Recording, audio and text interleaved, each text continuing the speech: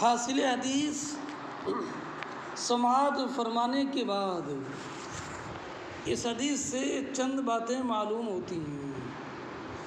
یہ کہ سخاوت یہ وصف حمید ہے، ہر مسلمان کو سخی اور فیاض ہونا چاہیے، بالخصوص رمضان المبارک میں زیادہ سے زیادہ سخاوت کرنا چاہیے۔ اور اس سے یہ بھی ثابت ہوا کہ رمضان شریف میں قرآن مجید کی تلاوت بکثرت کرنا چاہیے، اور قرآن مجید کی تلاوت تمام اذکار مستحبہ سے افضل اور اعلیٰ ہے۔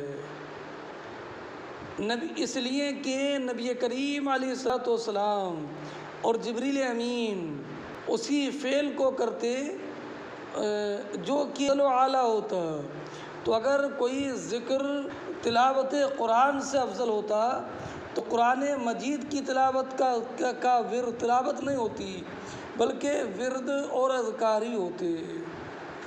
اور یہ بھی معلوم ہوا کہ قرآن مجید بکثرت پڑھنا چاہیے، اور حفاظ قرآن کو دورہ قرآن کریم کی دور کرتا رہنا چاہیے۔ اور یہ بھی معلوم ہوا کہ رات میں قرآن مجید پڑھنا یہ زیادہ بہتر ہے، اس لیے کہ قرآن دن کی بمقابل رات میں بآسانی یاد ہو جاتا ہے۔ اچھا، یہ بھی معلوم ہوا کہ جن ایام میں کسی نعمت کا حصول ہو ان نعمتوں میں سخاوت یہ اللہ کے نزدیک بھی محبوب ہے۔ یہ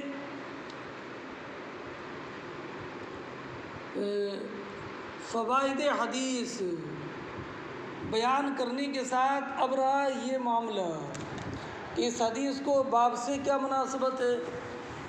باب تو چل رہا ہے باب کیف کان بد الوحی، اور اس حدیث میں جو ہے وہ نبی کریم علیہ الصلوۃ والسلام کے وصف سخاوت اور دورہ قرآن کا ذکر ہے۔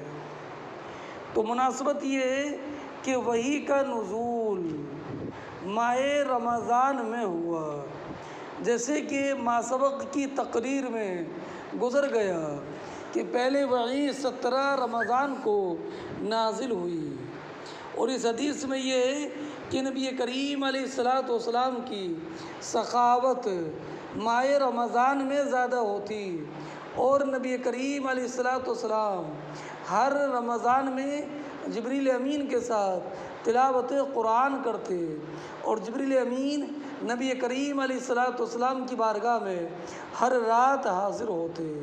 تو رمضان میں قرآن کے نزول کا آغاز بھی ہوا، اور اس حدیث میں ماہ رمضان میں دورہ قرآن کا ذکر ہے۔ اس لیے امام بخاری علیہ رحمت و رضوان نے اس مقام پر اس حدیث کو ذکر کیا ہے۔ اب آپ اس حدیث کا ترجمہ سماعت فرمائیں۔ حدثنا عبدان قال اخبرنا عبد اللہ قال اخبرنا یونس عن الزہری۔ تو یہاں پر عبداللہ ابن مبارک سے حدیث کو روایت کرنے والے عبدان، تحویل سند کے بعد حدثنا بشر بن محمد قال حدثنا عبداللہ، یعنی عبداللہ ابن مبارک سے اس حدیث کو روایت کیا ہے عبدان نے بھی، اور عبداللہ ابن مبارک سے اس حدیث کو روایت کیا ہے بشر ابن محمد نے بھی۔ قال اخبرنا یونس، عبدان کی روایت میں تنہا یونس کا ذکر ہے، اور بشر ابن محمد کی روایت میں یونس کے ساتھ معمر کا ذکر بھی ہے۔ اخبرنی عبید اللہ ابن عبداللہ عن ابن عباس رضی اللہ عنہما قال کان رسول اللہ، عبداللہ ابن عباس رضی اللہ تعالی عنہما بیان فرماتے ہیں کہ نبی کریم علیہ الصلاۃ والسلام لوگوں میں سب سے زیادہ سخی تھے۔ وَكَانَ أَجْوَدَ مَا يَكُونُ فِي رمضان، اور نبی کریم علیہ الصلاۃ والسلام زیادہ سخی اس وقت ہوتے جب کہ ماہ رمضان ہوتا، اور ماہ رمضان میں بھی اس وقت جب کہ آپ سے جبریل امین علیہ الصلاۃ والسلام ملاقات کرتے۔ وَكَانَ يَلْقَاهُ فِي كُلِّ لَيْلَةٍ مِّن رمضان، اور نبی کریم علیہ الصلاۃ والسلام کی بارگاہ میں جبریل رمضان کی ہر ایک رات میں حاضر ہوتے۔ فَيُدَارِسُ الْقُرْآنَ، تو آپ سے جبریل امین قرآن کا دور کرتے۔ فلا رسول اللہ، تو نبی کریم علیہ الصلاۃ والسلام کانا فلا رسول اللہ اجود بالخیر من الریح المرسلہ، نبی کریم علیہ الصلاۃ والسلام تیز ہوا سے بھی زیادہ سخی تھے، چلنے والی ہوا سے بھی زیادہ سخی تھے۔